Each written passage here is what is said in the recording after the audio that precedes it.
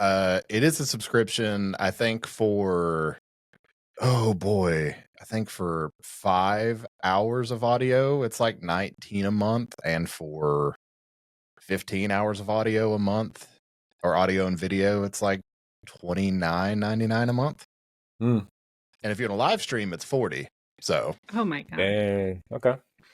but it's made my life Dan? so much simpler. I am such a bitch whenever it comes to paying for convenience. Like, please, I will gladly pay upteenths amount of money so I can do less work. Sure. Yeah, I hear the cries of my 2 podcast mates coming to Daddy Dan, big pockets over here. Please pay for this for us, please. We work so hard, and you don't. You really should give us When this you have money. more money, give me some. Please, sir, might I have measly crumbs so that I can afford the Money, subscription please. service? Yeah. Yeah, you 2 over there with your hands out. Yeah. It's just, the Golden Week money and New Year's money and that type of thing. Yeah. Mm-hmm. No, I hear you. I hear you. I understand. We're gonna if you guys really want this, we can do this. We'll see this Birthday through. present. Yeah. We'll talk about it. Yeah, we'll talk about it. Oh.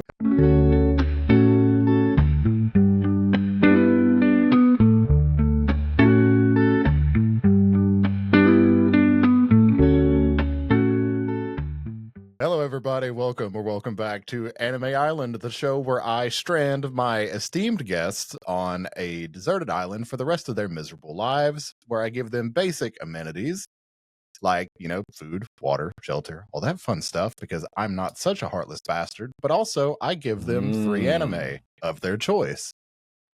So today I have some fellow podcasters who actually got into the game around the same time as Blue and I. So we have the Otaku Host Club, Amelia, Jeff, and Dan. Welcome. Hello. Yay. Thanks for having us. Thank you for having us. Thanks for taking part in this shit show. I'm always glad whenever people decide that they want to take part. We get electricity, right? We're not just like... Well, what sort of heartless bastard am I? You get electricity, plumbing. I feel your vibe, Brad. You don't want to deny us these basic conveniences that make our lives so much easier. Yeah, no. The only thing you should have on the island is first world problems. Yeah. Which anime? I mean, I got a lot of those. Let me tell you. Okay, well that actually, so damn that shifts my answers a little bit, but I'm staying the course. I'm giving the answers I was intending. Okay. I am very curious because this is the first time I think I've had multiple people on one of these in one go. Nice. So I'm curious if there will be any same answers, any different answers. I've never had, actually scratch that, I've had one person give me one similar answer as somebody else, and that's it. Nobody else has actually crossed paths of whoa, okay. what's been given. Can you tell us the similar answer after we've given all our answers? I can. So I'm curious. I'm curious what is like this popular desert island anime. Ooh. That might change today. Come on, guys. Who knows? Put our heads Who together. knows? Our synergy is often linked. Yeah, it's pretty high. There is one anime. I bring this up to people a lot because people always ask me to recommend them anime, and one I always bring up is the one anime that we had. What's the word when everybody agrees with each other? Unanimous. Yeah, total unanimous support on this podcast. There is one anime that all 3 of us said this is the #1 anime. That is Keep Your Hands Off Aizuken. Yeah. I recommend that anime to a lot of people, and I always bring up that angle. Like, this is the one anime that our whole podcast agrees on. Yeah. Yeah, we all like different things. It's a great watch. It was one of our first. No, it's not one of our first watches. It was like our first year. When we recorded, right? Yeah, Yes. I think it was one of the first ones we reviewed. Yes. Okay. Yeah. Interesting. I'll have to add that to the list because I'm typically after I do one of these, I actually hunt down whatever is talked about and go watch it just because I'm very curious. It's part of my whole reason for doing this is just to figure out, what people enjoy. So, are you over 18? I hope just so. A question. Just a general. I hope so. Yeah. God, I just turned 29.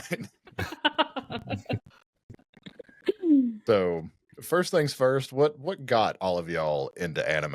Okay. I'm trying to think back to my wee little baby weeb years. Yeah, but I think Dan has a more clear cut. Yeah, I'll kick us off. So, and when we think of how I got started on anime, in some ways, I don't really know, because I would say one of my 3 earliest memories in my life is watching Robotech on TV when I was really, really young.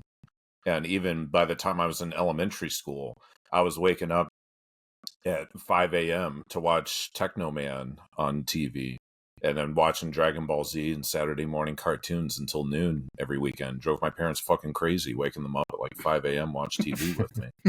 And then, renting videos from Blockbuster in high school. But it was in college that I really took the dive into anime, and it wasn't really until I was an adult that I looked back on my life and thought, actually, this has been a relatively lifelong hobby and interest of mine. And what I like about anime is similar to what I like about my other big hobby, or my other big passion in life, punk. That, to me, anime is about freedom, in the way punk is about freedom.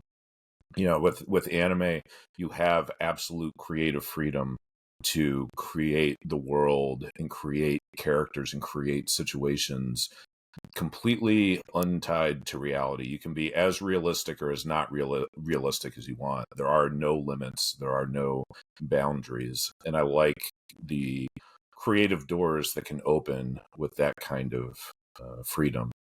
I think it's the basic human condition to want to be free, to strive towards freedom. And to me, anime really encapsulates a lot of that. Where we are free to create and express and above and beyond any of our realities, above and beyond any of our practical circumstances. So I find it all really exciting. Now, of course, anime hampered by capitalism, so there's a limit to exactly what happens and how good it ever is. But in theory, anime, it's as cool as you want it to be, and that means it can be the coolest fucking thing in the world. Fair enough. That's one thing I tell a lot of people, especially people that aren't anime fans, is there's an anime for everyone. Like, you just have to find it, because there are a plethora of genres, and even within those genres there are subgenres. Like, there is something for everyone. You just have to find it. And I'm thankful that anime has become so mainstream, so we can move away from the number of people that are so closed off and so small-minded to this, where they're like, well, I don't like anime, I don't like cartoons. It's just it's just another artistic medium, man. Mm-hmm. It's like, if someone were to come up to you and be like, I don't like movies, you'd be like, well, why the fuck not, man? Movies are fucking cool. What is your problem? And that's kind of my attitude towards people that rag on anime when I encounter them in the wild. I'm like, well, why the fuck not, dude? Like, what do you have against anime? Like, if I come up to you like, well, I just hate comic books, they're so boring and stupid. It's like, yeah, but comic books is a wide variety of things, like anime is everything from little kid television like Naruto to these really complex adult things to sink your teeth into, like Berserk or Legend of the Galactic Heroes or anything like that. Kisses. Our favorite. Well, very anime.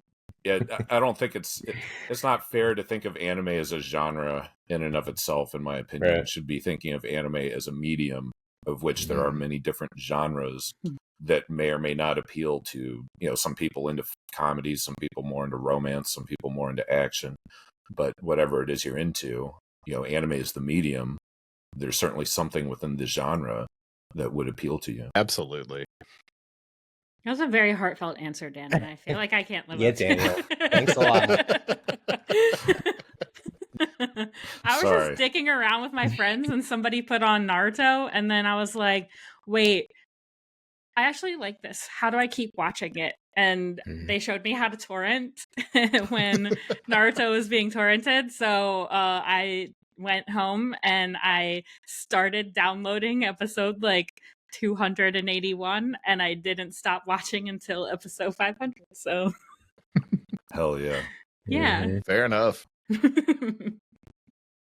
Yeah, much like Dan, it's sort of been ingrained, or like it's sort of in the background. You know, it's like you'd watch in a cartoon that you watch a show on anything, Fox, whatever it may be, Saturday morning cartoons, and there would be like Robotech or whatever it may be, but you didn't realize it was anime. Mm-hmm. You know, I bought toys that were anime adjacent, based on anime, you know, media. As far as when I actually realized what it was probably Dragon Ball. Like a lot of people, was Toonami, and Toonami introduced a whole generation of fans to anime. And I think before that, you know, if it wasn't on TV, or if you didn't have like the friend that gave you the bootleg tape, you know, you didn't really know what it was. You know, and you had to go, there was different means of getting what you wanted. And yeah, Blockbuster was definitely a hot source for that. But it makes you appreciate, I think there's the generation, I'm not calling out everyone, okay, I'm just putting that out there, just saying, it makes you appreciate physical media when that's all you had, and now you have streaming and you could just pick up wherever you want. But then, you know, but then you realize sometimes you can't. Sometimes you want to find the Ray Earth OVA, and it's not out there. Yeah, or you got to find like a crappy YouTube version of it. You know, it just depends on what you're looking for. Yeah, these are the kind of topics we talk a lot about on our podcast, which is accessibility and, you know, physical media, the way that anime culture has shifted from these touchstone foundational fundamentals of anime that everyone has watched to now we're much more oriented towards the contemporaneous, you know, what is currently streaming, what is the hottest new thing, what is happening at this given moment.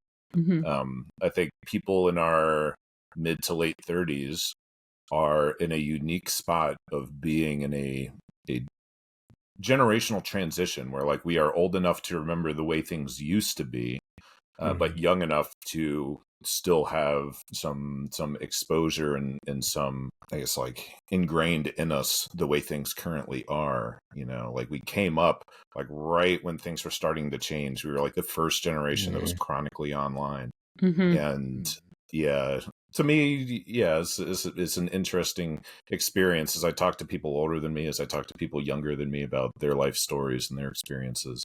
Yeah, it's like, can relate a little bit to each, yeah, in an interesting way. Like picking up the first Evangelion DVD, being like one of the first things to make it from VHS to DVD. It was like FYI or FYE, where I got the would pick up a DVD here and there, but there were $25-$30. So for a high schooler that worked at Chick-fil-A, it was you know, my entire paycheck. Yeah, or, you know, being a teenager, you know, of course, big thing for me, and we've talked about this a lot, you know, being a teenager and the Saturday night anime block on Adult Swim. You know, like every Saturday night, I got to leave the gig early to get back home by midnight so I can watch anime all fucking night until like 5 a.m. And yeah, the just how influential Adult Swim was in the way we think about anime in America. Yeah, that's another thing we talk a lot about on our podcast. Yeah, it always comes back around to this stuff, to accessibility. Yeah. And then sometimes I make the boys watch some kind of ecchi show that they ultimately hate, but I got the satisfaction of making them watch it. Yeah, well, and that was so on our Discord, we were discussing anime that is underappreciated, that nobody has watched, but we really love. And when I made a list of these anime in my life, I was like, wow, that's. We've talked about most of these shows on our podcast. Like half the reason I know half these things is because of our podcast. And then it dawned on me, like, man, we really talk about unpopular shit on our podcast. That's actually why we're not that successful relative to a lot of our peers. We always talk about shit nobody actually likes. And nobody's even heard of. We talk about the shit that people need to watch. Okay. Yeah. Well, and I think that's the more positive spin on this, is like, Yeah, we talk about the shit that, like, because the three of us really care about anime. We you do. know? And we've been in this, we've been in the game for long enough to at least have some kind of perspective and opinion about it. So, when we talk about Magical Knight, Ray Earth, it's because we really love this shit. It doesn't really matter that it's fucking old and nobody gives a fuck about it anymore. Well, the thing about it is, though, is guaranteed somebody out there is going to want to listen to it. Because there's been a lot of shit that Blue and I have talked about to where whenever we've put it up, I've just been like, nobody's going to listen to this shit. And it at least gets a few. It's People like, okay. stay for the check-in because they like you. They want to know what you're doing, what anime you're watching. But then as soon as you get to the show, they're like, I've never seen that. I'm out. The amount that people have told us, like, okay, we show up for the banter and then we stay for the anime. I'm like, that's not why we do this, but I am very appreciative. Yeah, whatever it takes to get them in the door, Exactly, because I'm not gonna lie, the bantering is my favorite part of the thing anyway. If anything, watching whatever show we're covering that week to get to it is the chore leading up to it, not the actual just sitting down and bullshitting for an hour and a half, 2 hours, whatever it ends up being. But yeah, that's fair. But it's just strange how it changed to that, because in the beginning it was like, okay, like going through all of this is the chore, and then now it's okay, how am I going to fit in watching 12 to 24 episodes of anime during the week so we can sit down, record, edit it all, and get it all up, especially because we wait till the last fucking minute to record. Like, we record on Sunday night and upload on Monday night. Oh my So it's gosh. like, oh my god. Quick turnaround. Quick turn. Yeah, that's why we're bi-weekly. We were told from the get-go that we should be bi-weekly or monthly, and we're like, nah, fuck that. We'll do what we want. And now it's just like, okay, let's focus on YouTube and maybe do the podcast once a month. So strange how shit's changed. Yeah. Interesting. Yeah, how long have you guys been in the game now, Brad? You were saying 8 years. No, we've been in it for 4.5 now. For we actually 4.5, started sorry. I think our first episode went up 3 weeks before y'all's, because ours was March 9th of 2020 is when our first episode went up. I know. And you still noticed us, senpai. He did. Well, they were Instagram friends. We've been Instagram friends since I started the Instagram. Yeah, y'all were one of the first followers that we actually got. So we've been mutuals forever. Yeah, and so forever and ever. I'm not gonna lie, I felt really weird sending out the DM to y'all, because it's just like, God, we've been following each other for years, and there's been like zero correspondence. So I just feel really awkward sending out this message, be like, "Hey, you guys want to collab on something?" No, well, definitely no need to feel awkward from my perspective. I don't know what current social media like politeness is like. I don't interact with social media, so I have no idea. I would not have thought twice. Dan has no idea about anything. It's just me and Jeff. Yeah. We have to be like, Dan, there's somebody on Discord that we think you would like to talk to. Get on Discord. And even then, he's like, when I feel like it. Be like, when I open my computer. I will do this in the next 4 to 5 working days. Yeah, exactly. You need time to actually make the move. Well, because I'm also so in the way that we think about being the first generation that was chronically online. I was chronically online all through my teens, my 20s. I was always online, but I've had a dramatic about face about this in my life as I've grown older.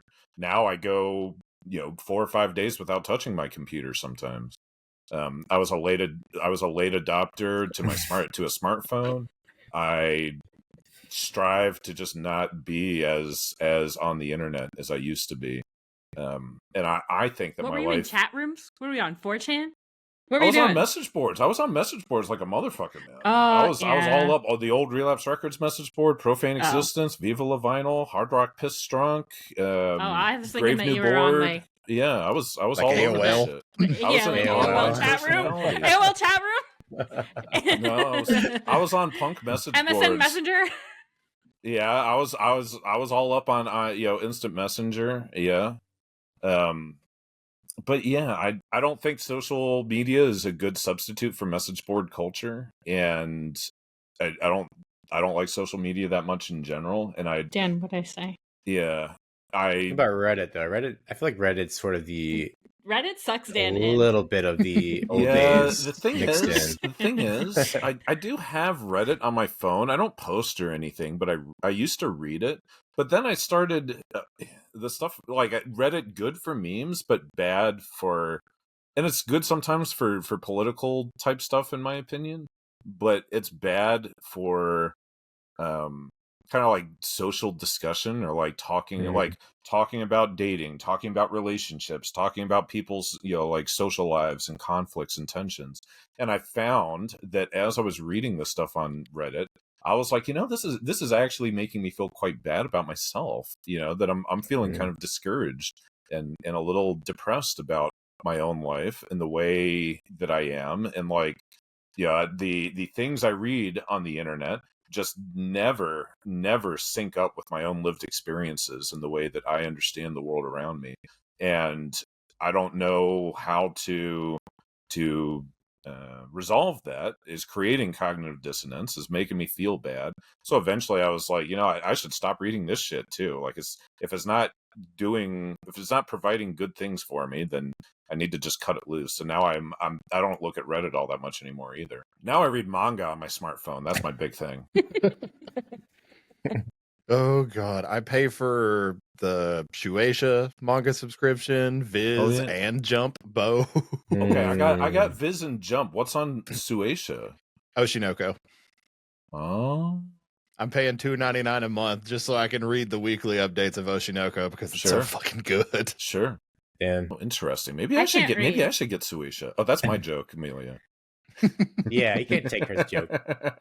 I'm just kidding. We can both. You're reading manga on your phone. Yeah, I know. I guess I've blown my cover. I can actually read. I've said that a lot over the years, but it's true. I am literate.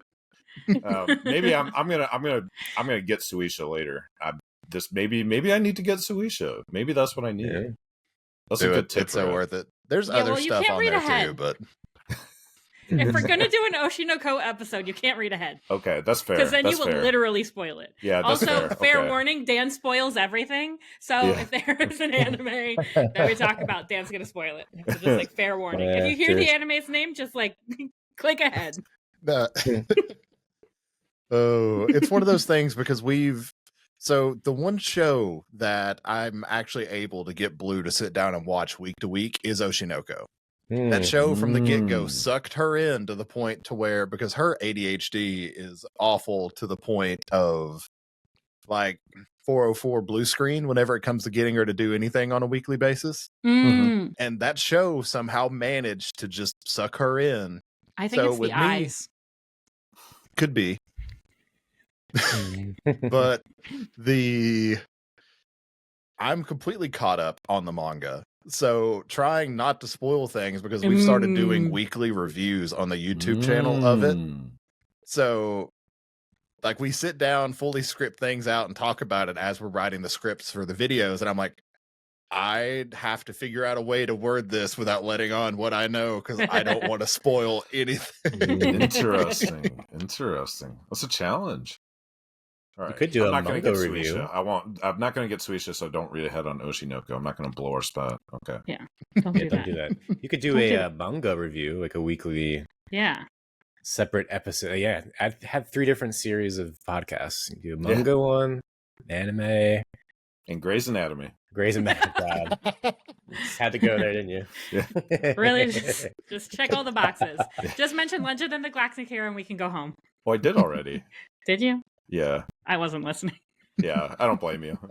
So, as with the theme of the show, you're all allowed to each take 3 anime. So, what is the first offering that each of you have? Dan? Okay, so I thought about this a lot. I actually have 2 different sets of answers. One that's a more earnest answer that I'll come back around to because I'll say this at the end because I felt like it was really predictable of me. Because like to me, there's a gamesmanship. Yeah, there's a logic that's like, these are the correct answers. But then I thought, or the correct answers for me, I should say, the correct answers for me. But then I thought, actually, it would be funnier if I took it in a different route. I like how you plan your funny. You're like, I'm gonna plan this out, bitch. Yeah. I'm gonna make you laugh. Number one, I'm gonna choose Yuru Camp. And now it was not so good. It was not clear to me that we were going to have modern conveniences. I thought I would just be out here and somehow able to watch anime. Yuru Camp going to show me how to survive on this desert island. That's actually a good one. Yeah, they talk about camping. There's a lot about cooking. There's a lot about campsites. There's a lot about the woods around you. Like, I can soak up survival information from this show. That's going to be my ticket to survival. I thought about Food Wars, but then I was like, that'll just make me hungry. Then I can't cook it. I can't cook anything. Yeah, I also thought about Food Wars. I've never actually seen it before, but I wonder. Yeah, maybe it's like you need a kitchen and not I'm in the woods. How do I survive? Oh, I highly recommend Food Wars though. Like, as long as you can get past the first season, the show's fucking incredible. Like, it is really a top 10 show for me. No shit. Okay. You just have to get past the first season because that first season is way too fucking horny. Oh, okay. It's perfectly fine. It's perfectly horny. Perfectly fine. So I didn't notice anything. Like, I enjoy it, but it's so hard for me to recommend it to people that haven't seen it, and especially that doesn't have the same taste in anime like Blue and I have, because we adore that show so much, but most people don't. Find that type of stuff that funny. Well, how do you think it compares to Mushoku Tensei? That's something that Amelia got me watching. That's also legendarily horny. I haven't seen Mushoku Tensei. I think okay, fair enough. Food Wars is hornier. Yeah, I could see it though. Knowing what I know about Mushoku Tensei, Food Wars probably is horny. Okay, yeah, it's horny. That's like you're walking around in high school with a boner, horny. So true, though. It's very true. It's like imagine, Dan, if everything that you ate was so good that you just got a boner. I mean, I can imagine, man. It's not that hard to imagine. Yeah. So for context, I do a lot of food road trips with my best friend Eric, and we've been to a lot of great food places, and it's like, oh yeah, I mean, I've had pie that gave me a boner for sure. I know it. Yeah. Okay, so I will give my answers, but I just wanted to clarify one thing. Is it like, do I get to bring all of the seasons? Yeah. Oh yeah. Okay.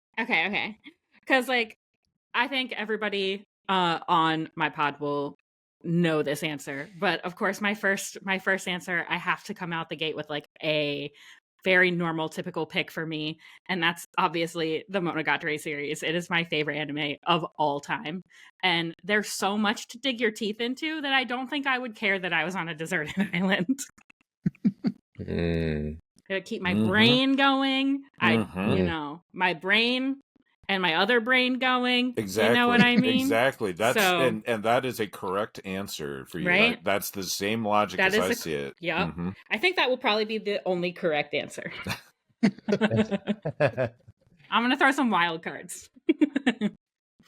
Yeah, I kind of took the Dan route. When we were talking about this in our last episode, I think after we recorded, we were like, what are we going to choose? What are we going to pick? And I was like, well, we can just do like throwaways, or like the most random shit, or we could do like actually our favorite show.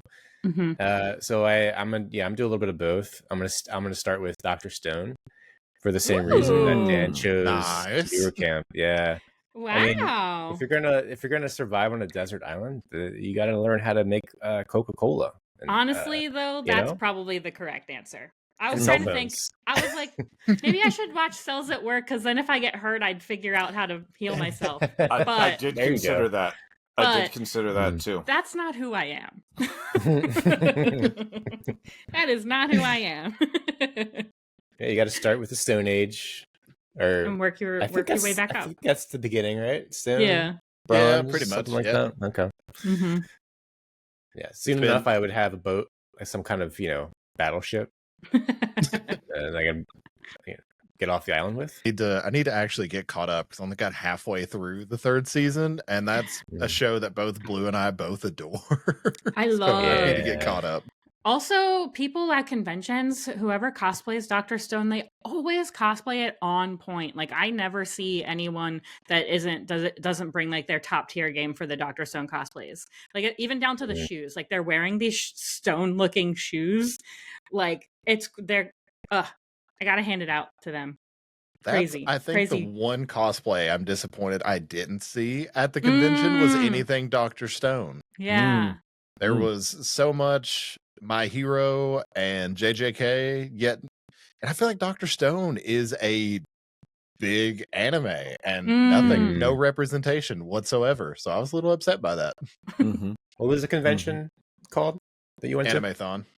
Animathon. Okay. In Edmonton. That's far out there, man. That's cool. So we actually talked about going to the one in Calgary next year too, just to hit both of the two big ones in Alberta. So who knows? Maybe they'll have some Dr. Stone representation. Yeah, Calgary is kind of a grisly place, if I remember right. I haven't been there before, but I've heard Canadians talk about it like it's pretty dismal. The only thing I know is the Stampede. What's the Stampede? It's like the big rodeo thing that they do up there every year, if I'm not mistaken. That's cool. That's all I know about it. That, and that's the airport I'll be flying into whenever we go to Japan, because we'll actually be meeting together at the Calgary airport to go to Narita. So, but that is a long flight. I think it's like 11 hours. It's crazy. Thankfully, it's not all together. I'm very thankful for that. I get a 4-hour and then a 3.5 hour layover before we have the 11-hour trek, because, oh boy, especially being 6'4", I don't fit in planes very well. Oh no. That was the first thing I learned on this trip, because it was my first time flying as well. Going to Edmonton, so never been on a plane before, and I had every seat imaginable, because on the trip from Atlanta to Edmonton, I just had regular economy because I thought I had booked an exit door seat, and I guess I didn't. So shame on me for not double checking. Oh.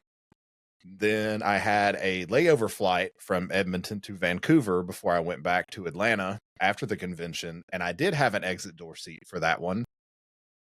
And I was like, you know what? Fuck it. Let me just go ahead and upgrade my flight to first class just to, see if that's any more comfortable. And no, I actually slept better in economy than I did in first class. Interesting. Yeah, I wonder so why. I don't know what it was. I don't know why, but I've experienced everything, and I was just like, I don't know what to believe. It's not worth the upgrade. Yeah, we didn't have any door plugs flying off, did you? Nope, nothing like that. Were you on a Boeing? Okay. Yeah, it was a Boeing. All right. Yeah, I know I've told this story before, but one of my only experience in first class was actually coming back from Japan along the way. I had been traveling around India. Oh, I went to Japan for like a week. Then I traveled around India, writing a research paper for like 6 weeks. Then I went back to Japan for like 2 days to catch some shows. And so I was like, I had all sorts of shit. I had like a lot of crap on me. And I was staying in Yokohama with my friend Sash and his wife Mina. And, Yokohama is like an hour south of Tokyo, Narita Airport, like an hour north of Tokyo.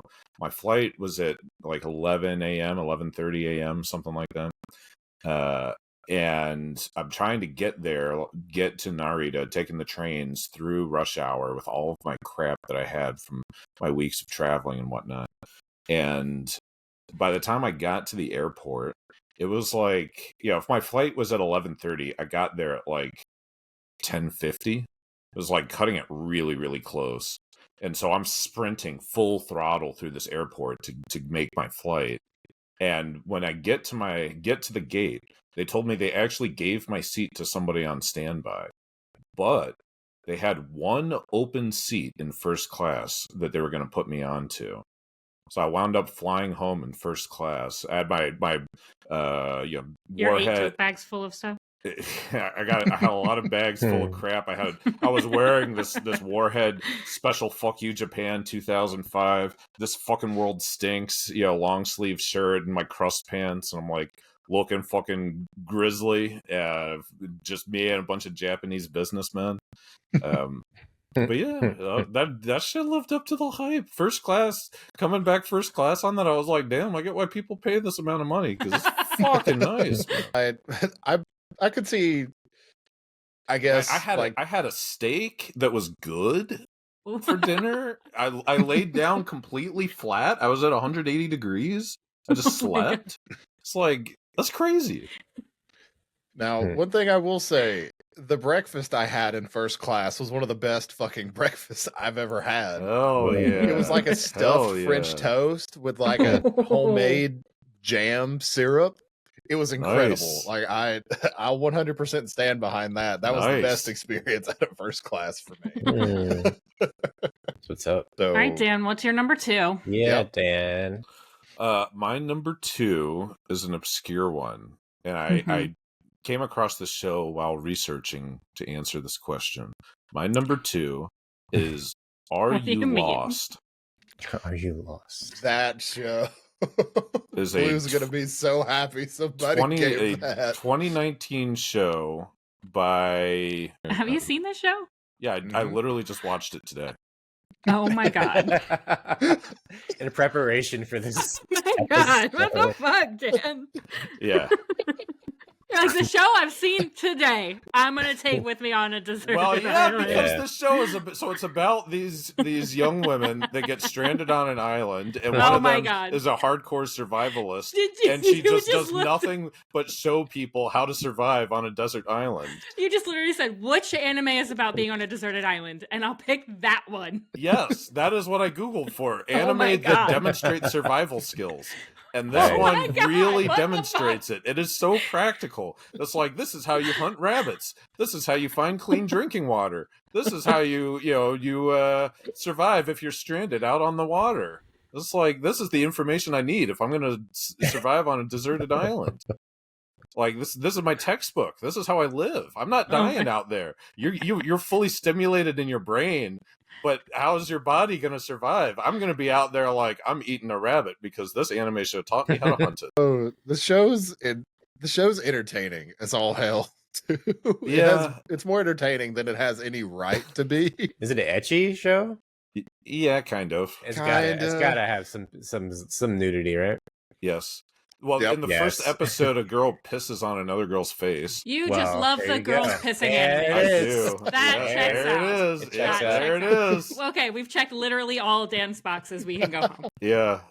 It's quality. Oh, I mean, I already knew that you could drink piss to survive, but I'm glad the anime show clarified it for me. Well, when I was thinking about shows, that was not what I was thinking at all. I was like, okay, so the shows that are like top 10 shows for me are not shows that I would want to take with me on a deserted island, because like my top 10 shows, I'm like, oh yeah, that's like very beautifully written, or like there's this like factor about it. But like shows that I want to take on a deserted island, I'm gonna have to keep watching over and over again, and they have to be stuff that I like really like, So I'm gonna pick To Love Ru. I'm gonna pick To Love Ru because I love things that are from different dimensions and devil girls and ecchi stuff, so that would tickle me pink.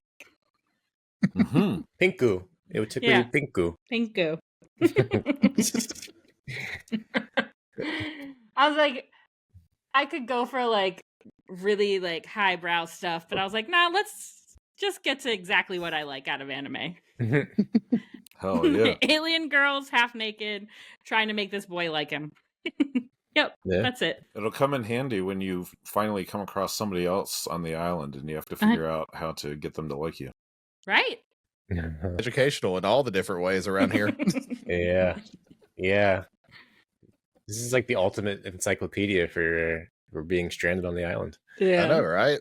Yeah, which reminds me, or which makes me think, this one might be something that Dan would have chose, but I'm going to choose it based on his our love for this show, and it has to do with islands and boats. You got to be able to sail from island to island, right? Mm-hmm. Any guesses? Oh, I know. Gundam something. Made in Abyss something. No. There's You're talking special powers. about Arya. Oh my God, Arya! No, Dan. You're talking about Nadia, the Secret of Blue Water. Honestly, though, that's a solid pick. That'd be a solid pick. No, it's One Piece. Mm-hmm. All 1,000, and well, when we get stranded, it'll probably be about 2,000 episodes. So I was gonna say Dan can't pick it now. Well, Yeah,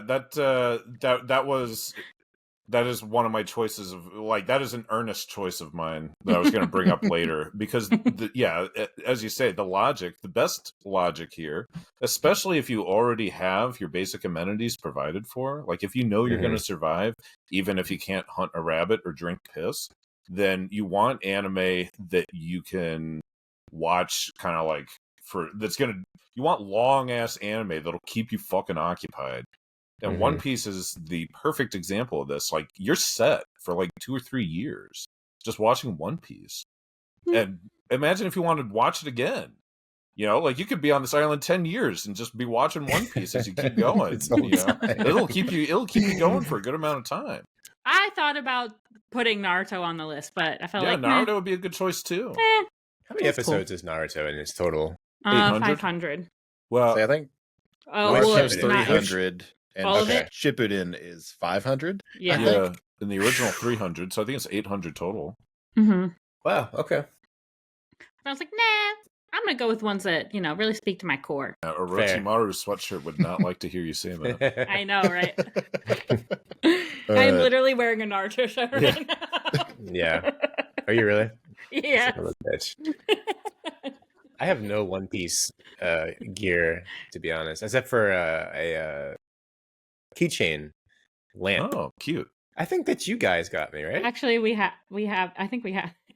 Oh, is that were there extra key on it? Yeah, it's on your spare key. For those of you who don't know, we are neighbors. Yeah. Or what's Jeff the better way of me. saying that? Yeah. Jeff, we live in the same house, but in separate apartments, above and below each other. I know. I'm so jealous. Aw. At one point, we talked about buying out the row and then putting all our friends in it. Be awesome. Right, The Dan? anime That's the way to row. It would be Dan who would buy them all. Yeah, Daddy. Where's that apartment money? Yeah. I'm very intimidated by home ownership. I'm not going to. No way I'm doing that. No, that's terrifying. It's a lot of responsibility. Yeah, your responsibility is kind of the opposite of freedom. I like my freedom. I don't want responsibility. I want freedom. Well, you're gonna get all the freedom you want on this island, Dan. Yeah, exactly. Yeah, it's so much. Whole island to Hell yourself. yeah. I'm not wearing clothes anymore. Are You Lost is getting to you already? Yeah. Yeah. All right. My number 3 choice is Do It Yourself. Whoa. The fuck? That's out of left field, Dan. Literally, Even you've for never you. seen that anime. No, I don't believe that you've I'm seen on it. episode 10. What Wow. the fuck? Why? For Impressive. this episode, for our discussion right now, because Do It Yourself is teaching you how to literally- build shit. You It's literally teaching you how to build shit, man. Make and I'm gonna birds be on Do you this not island know how to building build any- shit. Do you not know how to build things? Not really. When's the last time I What? built something? I've built a sprawling business and record empire, and we have together as a unit, but mostly you two have built a great podcast. I've built great relationships and friendships in my life. You've never built a So- table? I've never built a table. So that episode in Nana, you were like, can't relate. It's not a question of being able to relate or not. And it's not that I couldn't What? build a table. Like, I bet I could. And I built, I have built shit before. I'm an Eagle Scout. I'm an Eagle Scout with all 3 Oh, palms. that's right. Are you sure? You can put shelves up. What right? did you build? What have you built? IKEA furniture. Are you really good at that? No, when I got IKEA furniture for here, we got somebody from Fiverr to come build it Oh for my us. god. That's something you can hire on Fiverr? Yes, you can. Yeah. I have learned things. Yeah. Or TaskRabbit. Yeah, it was TaskRabbit we used. Yeah. Yeah. It's not that I couldn't build things. I bet that I could. But it would be, I have more confidence if I have do-it-yourself to study a little bit as to how you build things correctly. Oh, you needed to study? It's not quite as applicable as I wish it was, or like not quite as practical, but it's close enough. They're like 12-year-olds making birdhouses in the show. Yeah, but I just need to build a really big birdhouse, and then I have something to live in. Also teaches you how to build a chair. So that's true. Yeah. That's if you put like 6 chairs together, that's technically a bed. Yeah. Oh my God, Dan. Yeah, wow. it has to have that like the one European girl, blonde hair. I feel like this is a common trait with these types of cute girls doing cute things. And Moe, it's just why not do it yourself? Oh my God, do it yourself. Wild choice, Dan. Yeah, but I'm gonna be out here like I have built myself a house and cooked myself a rabbit, and I'm doing good. And you're gonna be I watched To Love Ru. Okay, I have full confidence in myself that I could build a house and then also find drywall on the deserted island and like finish it. Hell yeah! So I know you're skilled. You could pull that off. You're very capable. Yeah. I'm not. I'm dumb as shit, man. I was filling up the generator with gas yesterday for the gig. I did a little gig underneath a highway. 3 bands at midnight underneath the highway. Generator gig. Ooh, very exciting. Yeah, it was killer. But I filled up the generator. I was just fucking spilling gas. It's like I filled up the entire back of my car with gas trying to fill this thing. Eventually, somebody else had to come over and be like, "Stop! I'm going to do this." Like, yes, I really am that dumb. I don't know why you guys tried to get me to do this. Up your car. That's why I asked other people to come help me, and they're like, "You don't need help just filling this generator with gas." I'm like, "Yes, actually, I do, man. I'm fucking like, you got too much faith in me. I'm up here fucking like, it's like straight out of Zoolander up in this shit, trying to get gasoline in this fucking generator." I'm surprised you didn't say Kino's Journey. Yeah, but I don't think... Kino's Journey, 10 out of 10, one of my all-time favorites, great show, but it's not really so practically oriented towards surviving. Oh my God. This doesn't fit your criteria. Dan said, you know what? I need to be practical about this. I need to be logical. I might actually get deserted on it. Yeah, if I got 3 things, and I need to refer 3 back things to with me to show me how to survive in my current circumstances, I want them to actually be like, this is how you pee in somebody's mouth to keep them alive. And I'm like, coming in handy. Okay, well, I went in the completely opposite direction of that. Mine is solely for pure entertainment.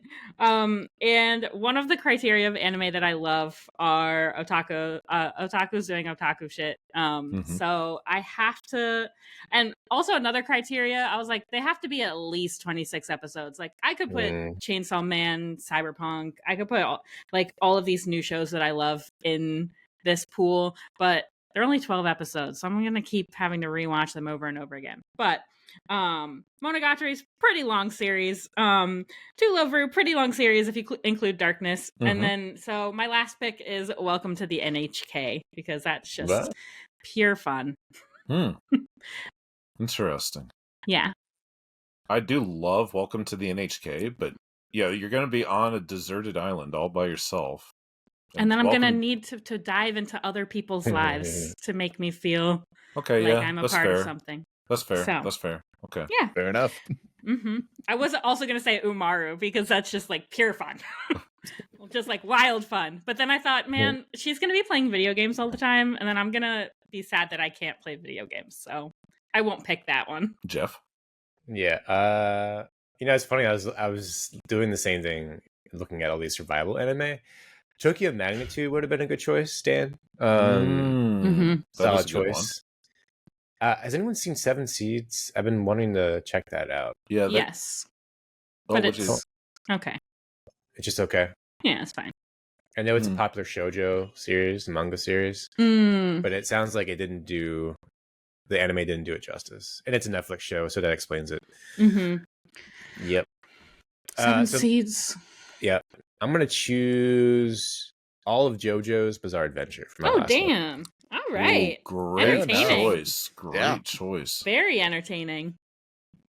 Yeah, I think I need to be sane. I need the insanity of JoJo's Bizarre Adventure. And there's so much to chew. Like, there's so much to chew on. I mean, especially if they adapt everything. Not that I've read all the manga, but like, you could watch it over and over again and learn something new, learn all the names all over again. Because God knows I don't remember any of the names of the characters. Same with One Piece. Yeah. But yeah, it's a solid choice, and we've always debate this whether or not the first season is bad or not good, because that's usually the overwhelming consensus about the show. The first season is boring, but I disagree, and I think we all disagree with this. Yes, I correct. absolutely First disagree. season's awesome. Just like, let me test the water. We all yes, we all disagree. I think it wouldn't be JoJo's without the first season. Yeah, it just like wouldn't be. That season's iconic, even though it's a little different. I would even say the first episode of the first season is the best episode. It's a great standalone episode just in and of itself. Yeah. Didn't we watch that at Otakon? Like the first episode? I think maybe it was the Bizarre second Adventure. Or third season. Yeah. I just remember seeing the dog being kicked and everyone just the entire room. Yeah. I think that might have been like a flashback or something. Okay. Well, I do remember. I may not have been there when you guys went to go see JoJo's at that juncture. I do remember we all went to go see a little bit of the live action JoJo's Part 4. Yeah, that was actually really good. Present? I don't know. I'm not sure. I think we came in on it towards the middle or something. Yeah, because we didn't watch the whole thing. We just popped in for a few minutes. And it's directed by a guy who did Ichi the Killer and drawing a blank on his name. Oh, Takashi Miike. Yeah. He's a big. He's that guy. He's that guy. The Miike guy. He's been in the game for a minute. He's done a bunch of like Yakuza style, over the top, live action stuff. Check him out if you can. So he was a good choice for this live adaptation. Somehow I didn't realize he was the director of that JoJo's movie. To change everything. Yeah, interesting. Now I'll go watch it for real. Because I went to go see his adaptation of Blade of the Immortal at the Parkway in Baltimore. Amazing. I thought that was fantastic. I thought that was really great. Miike, dude's a legend. He knows how to make a movie. Interesting. All right. So, Dan, what are your actual 3 picks? You said you had 3 more, so we know what they are. I'm curious. Yeah. Everybody else is curious. Amelia and Jeff already know. Yeah. So, and as I was saying, you want to choose anime that are long enough to sustain you for a long period of time. So I chose the 3 longest anime of my top 10 anime shows. So One Piece coming in at close to 2,000 episodes or whatever. Like, that'll keep me going for a long period of time. Legend of the Galactic Heroes, number 2. That's when you include Gaiden and the movie. I mean, it's like 150, 160 episodes, something like that. It's a lot to sink your teeth into to keep you going. Number 3, Hajime no Ippo. If you put the whole franchise together, that's 125 episodes and a movie and an OVA episode. So it's all those 3 together. Like, that's enough to keep you going for a good long time. Like, you watch it once, it's like you never really watch something once. Watch it. If you like it enough, you watch it again. You watch it again and again. You watch One Piece a couple of times. Boom, that's a decade. You watch Legend of the Galactic Heroes a couple of times. It's like, hey, that's fucking 3-4 years right there. Like, I can keep coasting on this stuff for a prolonged period of time because they're so fucking long. And you got the remake of Legend of Galactic Heroes. Oh yeah. OG, If you throw, Truth. Oh my God, don't feed its fire. If you throw that stuff in there, then you're coming up 200 plus episodes. That's a good long time. You can compare the old and the new, all the scenes.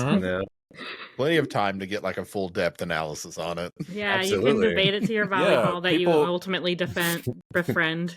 People are coming to rescue me, and I'm like, no, I need another year or two of watching and rewatching all the different Legend of Galactic Heroes adaptations, so I can finish my dissertation about how this one, the original, is better than all the others. So, what were your 3 picks, Brad? Do you change every episode? So I always kind of float around my top 5 a little bit. Kaguya-sama, Love is War. Oh, okay. Will always be one of them because it's. After season 3, it fully cemented itself as my favorite anime of all time. Whereas Your Lie in April kind of held that spot for a very long time because that's what got me back into anime and also showed me that anime could break my fucking heart into 1,000 pieces. But Kaguya-sama's on the list. Dragon Ball, purely for nostalgia purposes. Original that's a nice long. Yeah, if you include everything in the franchise, that's a nice long one. Yeah, because original I think has 100 episodes, Z has 150, and Super has 130 plus all the movies. So there's plenty of stuff to keep you busy, and then we just don't talk about GT. It's a sore subject. Oh, see, I personally didn't have that much of an issue with GT, but I much prefer Super as the continuation, but that's just my opinion. Yeah, GT is like the adopted son. Pretty much. Redheaded stepchild, that type of thing. Yeah, I think that's what I was going for. I don't know why it's an adopted son. Potato, tomato, same thing. The Black Swan. And then I don't actually... I've never fully sat down and tried to think through a full 3 because I told Blue at some point she could actually sit down and do my episode, but I don't know. I'm maybe ReZero. That way I can kind of complete the genre trinity because I can have my action, I can have my rom-com, and then I can have my psychological thriller. Makes sense. That makes sense. I adore ReZero and so new much. ReZero coming next season. So then there's some stuff coming out. Yeah, and it sucks that we're going to be in Japan while that's coming out because I really want to watch it, but won't have time. Just watch it there. I was gonna say there might be cool stuff while you're there. That's what I'm hoping. Maybe a pop-up cafe, or at the Yeah. very least, plenty of merch. Because at this point, I'm already planning on buying another checked bag while I'm there and just flying it back. So I think that's going to end up being the plan. But also with Dragon Ball Sparking Zero coming out while I'm over there. That's another thing I'm looking forward to is being able to see the hype around the game in Japan. Cool. And also get some cool merch and stuff out of that too. Hell yeah. Dan, can't you take me to Japan with you? If you wanted to come, you could come. That's nice. I just want to be invited. Yeah. Yeah. That's all that matters. Yeah. But so thank y'all so much again for taking part in this with me. It's been an absolute blast. What were the similar answers? SAO. Sword Art Online. Never would have crossed my mind, I don't think. I think it's for the people that gave the answers, I think it just kind of made sense because they were relatively newer to anime. But also I kind of get it because SAO is a great gateway anime for people to get into the genre. It's kind of one of those, you can recommend it for most people, at least the first arc. Does it include all of the spin-offs as well? I mean, it very well could because the GGO spinoff is great. It's fucking great. I'm so excited for that one to come back out. Ooh, that's also next season, isn't it? Yes, I have an entire DTOF dedicated to Lin. I love that anime. That's the only Sword Art Online that I actually like. Fair enough. Yeah, GTO is great. But so I get why it kind of doubled itself up, but to me personally, I don't see it. Back whenever I first got into it, I could have put SAO, somewhere in the top, but now the litany of anime that I've seen up to this point, I honestly don't even know if it would sit top 50 or top 100 anymore. To me personally. Yeah, I mean the opening theme song is a top 50 or top 100 theme song. I think that's the high point of the franchise is that opening theme song. That's a fucking banger of a track. Oh yeah, everything Lisa's done for that show, and most of the stuff Lisa does in general is just top quality stuff. Yeah, is there a Lisa live concert coming out on Crunchyroll? Am I mistaken? So I actually went to go see it in theaters last week. It's in theaters. Oh yeah, good for you. How awesome was it? It was a really cool experience to be able to see it because I've figured out how much of a pain in the ass it is to try to get tickets for Japanese concerts while we're over there, because I wanted to get tickets for Blue and I to see Otto while we were over there, because she's touring over there in like the Tokyo area, and you have to have a Japanese phone number to get it. Yeah, that's annoying. So it's like, well, there's our shot at trying to get those gone. Yeah. But so actually being able to see it and actually see like Japanese artist like concert culture on the big screen was really cool. But also it was a strange experience too, because so seeing the concerts at Animathon was different because I've never experienced like the glow stick culture or anything like that. So that was such a surreal experience. And then whenever we went to go see it in theaters, I kid you not, it was myself and my two buddies. No, I did not. I felt so bad for not getting glow sticks for the concerts too while we were there, because there was everybody that was on the floor that I saw at the very least had glow sticks, and most of the people sitting in chairs had glow sticks too. So we sat through most of it because we had been on our feet all day throughout the convention, and at about the 15,000 step mark, we were a little tired. So we sat through most of it, but for Konami Suzuki's set, we decided we wanted to stand up and like get in with the crowd.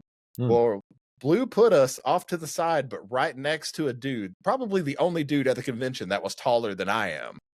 Because I'm 6'4" and he was probably like 6'7", but he had glow sticks. So I felt bad not having it. Because like, my brother.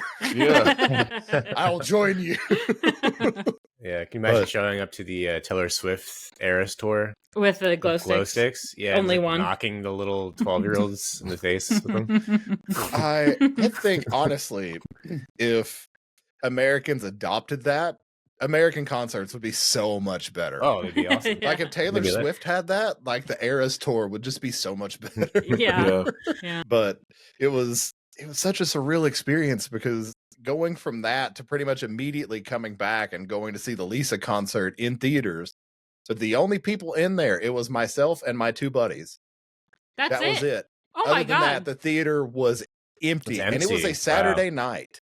Wow. So I figured like the place would have sold out, but no, we had the entire theater to ourselves. Wow. So it was, I'm not going to lie, like I got teary-eyed from it because it was just such a shock to me to like go from this, sense of like brotherhood and acceptance of being surrounded by so many anime fans and everybody just getting into the music to doing that. It felt so lonely. Like it broke my heart. Sure. It was so weird. And I don't personally understand like why I felt that way, but the more I've thought about it, the more I'm just like, wow, that's such a surreal feeling to like experience in that moment. Yeah.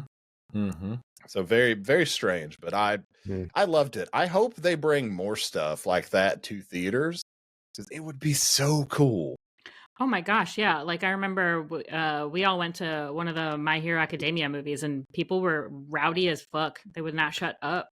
And that was like a really crazy experience. It's strange because the first anime film I went to go see in theaters was Your Name. And I was with my cousin because he was taking his wastewater treatment plant test for his job, and we had to go to Nashville for him to be able to take it. So while he was going through his night classes or whatever, I had nothing to do. So I went to the theater inside the mall and went to go see it, and it was me and one couple that was like 6 rows down. What? Really? For your name? That's wild. Mm-hmm. So that was my first experience with it, and yet also it was your name, so I had an absolute blast. I cried, they cried, I could hear them crying. Sure. Openly weeping. Yeah. So we all walked out together. They were like, "Did you cry?" I was like, "Yeah." They're like, "You did too." But every film I've been to after that has always been like this packed out theater experience, to where I went to go see Mugen Train. Right whenever the COVID restrictions lifted for the first time. And that's probably my favorite experience, because sure, for I think it was the third My Hero movie, like everybody lost their shit in that one with the Deku doing the United States of Smash thing. But just that Demon Slayer experience was like seeing everybody laugh and collectively having an entire theater in tears was an experience that I'll never forget. Yeah. Oh yeah, that's awesome. Yeah, we did an episode on Demon Slayer, the movie, when it came out. It was like an instant reaction podcast, which is always fun to do because you can really just like dial in your thoughts immediately, you know. But yeah, our theater was packed as well. Movies are suffering though. It's too bad. Yeah, live action ones, at least. Yeah, and that's another reason why I've tried to get more people on the anime train, because it seems like anime has done nothing but thrive since COVID, and I feel like Demon Slayer and Netflix had a lot to do with that personally. Sure, because that just kind of took off because Netflix actually started promoting it during lockdown, and everybody was like, "Ooh, here's this cool new thing," and it's just kind of skyrocketed from there. And then live action Hollywood stuff has just kind of fallen to the wayside in a way, because it's not that much originality anymore. Whereas anime, like Dan talked about earlier, like there's so much originality and creativity to it, where the sky really is the limit, and you're not limited to, you know, what a human being can express, because you can go beyond those limits. Yeah, there's also something about having a limited time, a limited release. You get 1 or 2 days, and you got to go see it, or you miss out. Yeah, because I haven't been to an anime film since Your Name that hasn't sold out. Like I went to see I Want to Eat Your Pancreas, A Silent Voice, Weathering with You, Broly. So there's been those DBZ boys were hyped on Broly. Yeah, they these were. Are all playing, these are all playing in Chattanooga? So for the most part, yeah, like a lot of the bigger stuff, the smaller stuff, there's been a couple of, like with the Lisa concert, I had to go to Knoxville to go see it, or I could have went to Nashville, but Knoxville's just closer. Sure. So, but most stuff now, it's trickling down to Chattanooga, to where it's, you know, don't have to go that far to see stuff anymore. And that's why I'm also excited, because I don't like to have to drive an hour and a half to go see an anime movie. I'll happily do it. But if I can get away from it. Did the Kaguya-sama movie play in Chattanooga? It did. I'm so jealous. It didn't play in Minneapolis for some reason. I have no idea why, but it's so fucking annoying to me. I still haven't seen this movie. Yeah, that's shocking. I think it's on. Is it on Crunchyroll now? I think so. I think it's on Crunchy, and I highly recommend it, because that was a really good movie. Yeah, Dan will put it on his plan to watch list, and then he'll get to it within the next 4 to 5 years. Isn't that everybody's anime watch list? Yeah, I'll watch it someday. Yeah, the thing is, I feel like movies are way more like. Yeah, people talk about how it's so difficult to watch these like 50, 60, 50 episode shows, or even like a 24 episode show. People are like, why isn't 13 episodes? But I feel like, man, the hardest one is a movie. Like, who the fuck has 2.5 hours in their day to just sit down and concentrate on this one thing. It's like, man, I'm busy. I got shit that I'm doing all the time. I don't have 2 hours where I just sit down and look continuously at a screen. If it's easier, me. Yeah.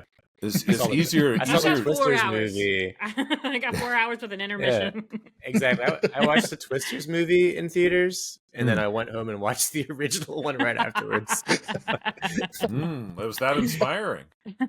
I mean, you know, it got the feels, nostalgia. Yeah. Sure. I wanted to rewatch it. It's been, 20 plus years. No, I'm the exact opposite. I watch 1 30-minute episode of something, then I'm like, up whoo!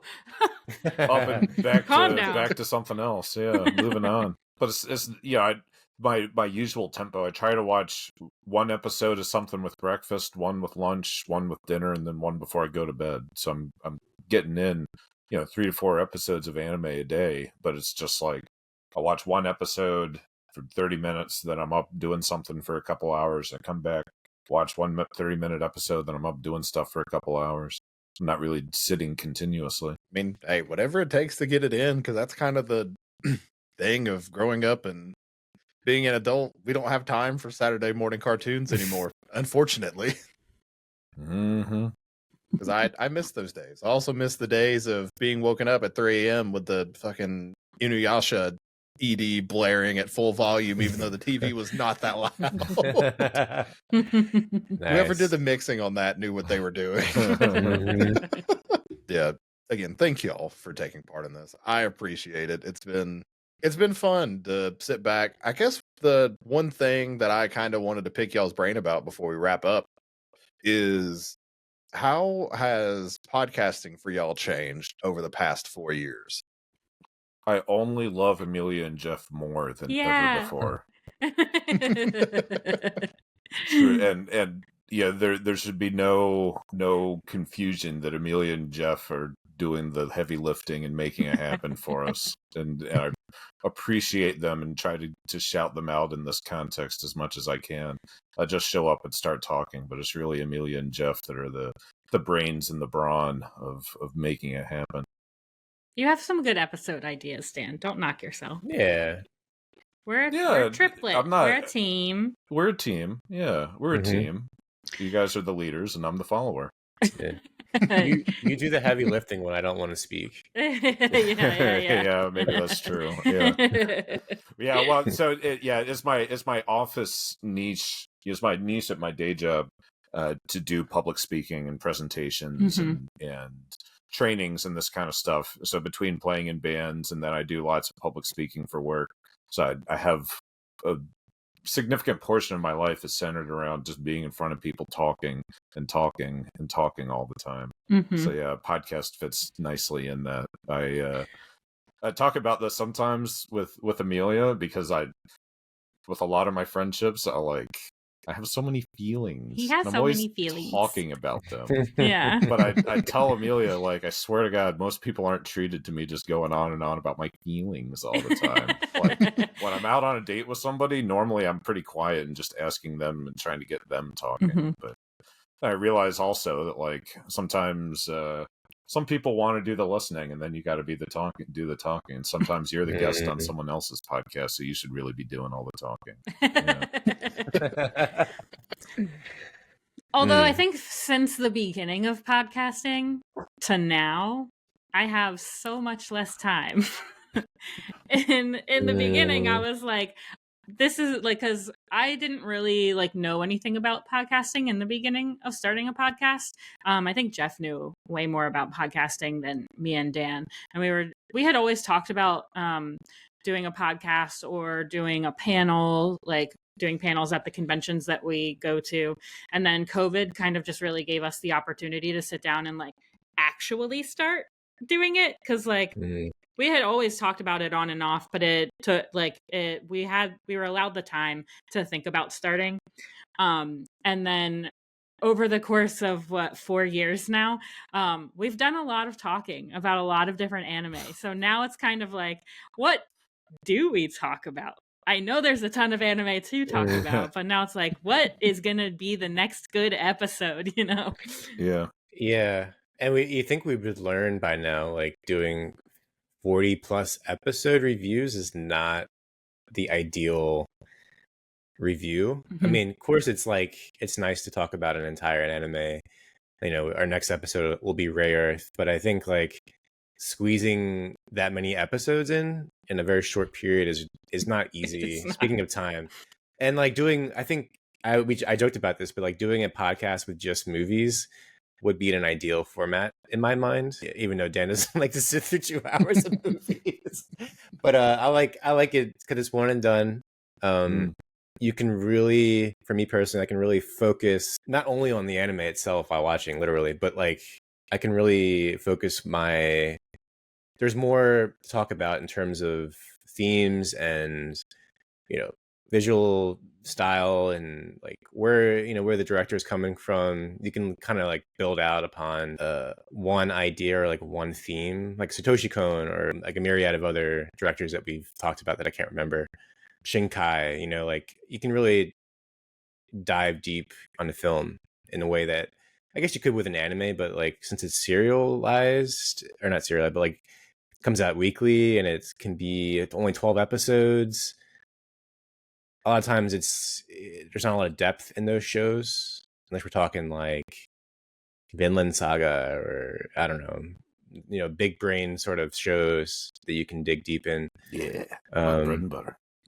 Yeah, but I think like, over the 4 years, editing has become a lot easier, and I think well, now that I know that Riverside can do all that for you, you know, I don't need to edit anymore. But no, part of the fun for me is adding the sound effects and clips and things like that. Yeah, exactly. That's essential shit. I still think all the time about Amelia and I arguing about that fucking old lady stealing that woman's water bottle in Tokyo in Japan sinks. And you're adding the fight bell every time me and Amelia would come back around to this argument. It was brilliant work. Thank you. I think it's just like kind of honing in on being like a content creator, because when we first started, it was kind of just for the love of anime and so that we could hang out with each other while we were sequestered. And now for me, at least, it's like about making a good episode or about talking about something that needs to be talked about that isn't talked about, you know, because we have between all three of us a plethora of like anime knowledge going back pretty far. So being able to get that across to any anime fan that comes in now, even when, you know, their first anime might be Dr. Stone or Demon Slayer, like still spreading all of the old nostalgic anime that kind of built anime up to what it is now, you know? Yeah. That's why grumpy old guys love our anime or love our podcast. Yeah, and then I hope the 2% of women come for me.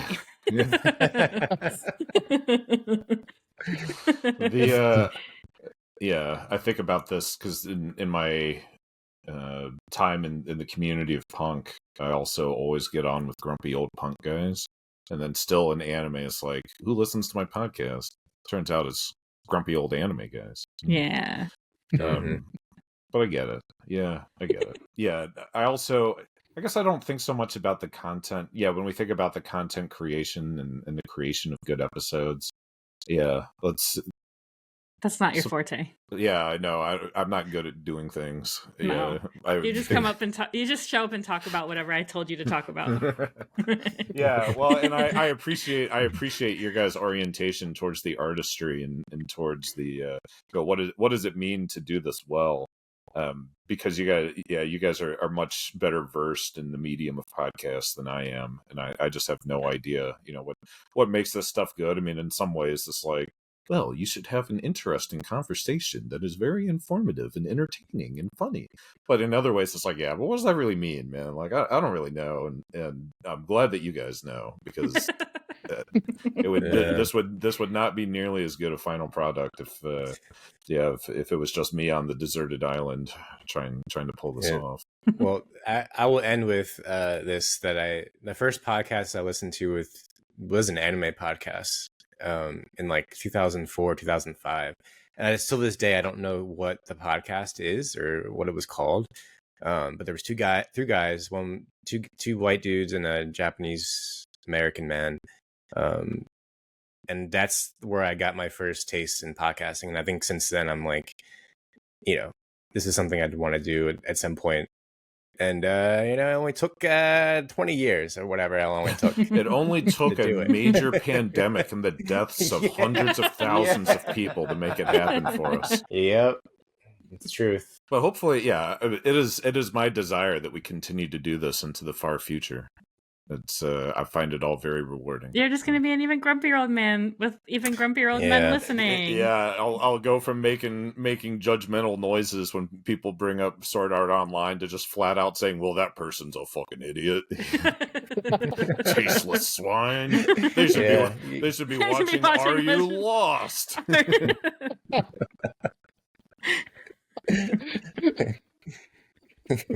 Well, thank you so much for even inviting us on. Yes, yeah, thank you. Thank you. Yeah, this is a lot of fun. I'm so thankful that y'all took the time to do this, and I'm forever grateful that people step out on a limb to do this, but also I just love listening to different journeys that people have had, and especially, from the podcasting side of things too, because it's weird because I've been in the content creation game for over a decade at this point. Like I started streaming on Twitch back in April of 2014, did YouTube before that, and I've just kind of cycled through all the different incarnations of content creation up to this point, and settling down on this and this particular medium, it's been so different comparatively. Because instead of getting, like instant gratification and feedback, it's more of just numbers side of things with the occasional bit of feedback here or there. So getting insight on, people's, and especially other podcasters' journeys through it and how their, journey of screaming into the void goes and whatnot. It fascinates me to no end. Screaming into the void is the real truth of it, and I don't have any sense of what our numbers are like on the back end, but it's true. I think it's true with all art, just in general, with any kind of expression, that at the end of the day, it is screaming into the void, and there's no predicting what the response may be like.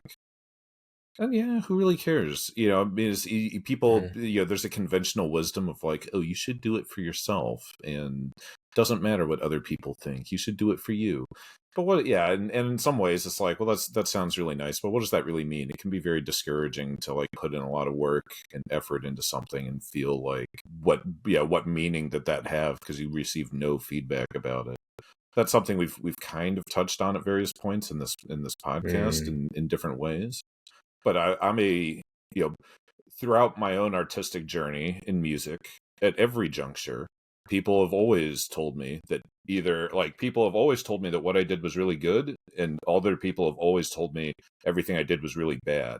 Like, didn't actually matter if the bands were good or not in any kind of objective sense. It's like there was somebody out there that liked it and somebody out there that hated it. And in that way, I'm convinced that the conventional wisdom is true, that like, if you've been in the game long enough, then when things are good or not good. If you can make something that you are proud of, then that in and of itself is something to take pride in, to be joyful, to be grateful for.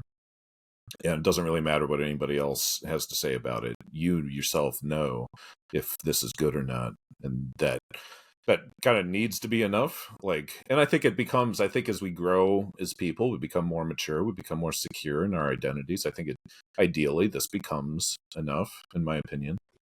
You should be a life coach, Dan. Yeah, I'm not opposed to it. Therapist would be good for me, I think. Yeah, I could see that. But the thing is, all that stuff requires actual work. And yes, that sucks, man.